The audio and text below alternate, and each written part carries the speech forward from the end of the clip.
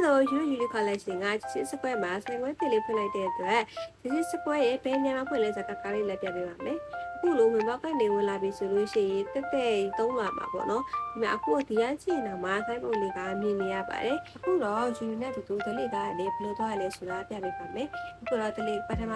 တော့တလေးကနေတက်နေပြီပေါ့နော်။ဒါဆိုရင်တလေးကနေလှမ်းကြည့်ရင်လည်းဆိုင်ကိုမြင်နေရတယ်ပေါ့နော်။ဒုတိယလွှာရောက်ပါပြီဒုတိယလွှာရောက်ရင်ဒုတိယလွှာလှမ်းကြည့်ရင်လည်း Universal ဆိုင်ပုံမျိုးထိထိမြင်ရတာပါလုံးဝဆိုင်မှာညာမရှိဘူးတော့ကလေးတို့ပြီးလို့ရှိရင်တုံးလမ်းလျှောက်ပါပြီနှစ်လွှာတလိကနေပြီးတော့မှသုံးလွှာကိုတက်ပါတော့မယ်ရက်နေလမ်းကြည့်တယ်မြင်နေရပြန်ရောက်ခုမှာအဲ့လေခုဆိုရင်နှစ်လွှာတလိကနေတက်သွားပါပြီနှစ်လွှာတလိကတက်သွားပြီးတော့သုံးလွှာကိုသွားနေပြီပေါ့နော်ယူရိုဆိုင်ကဂျက်စစ်စကွဲသုံးလွှာမှာရှိတာပါတလိကနေသုံးလွှာရောက်ချင်းညာချိုးတဲ့တန်တဲ့ယူနီကော်လက်ရှင်ကိုတွေ့ပါပြီကဲနောက်တစ်ခုအနေနဲ့ဂျက်စစ်စကွဲသုံးလွှာမုတ်တန်းနေဘက်ကလာကြည့်တယ်ဆိုလို့ရှိတော့ဂျက်စစ်စီနီပလတ်ကိုဖြတ်ခဲ့ကင်းကောင်ဖြတ်ခဲ့ဂျီရိုနက်ကိုဖြတ်ခဲ့ပြီးရင်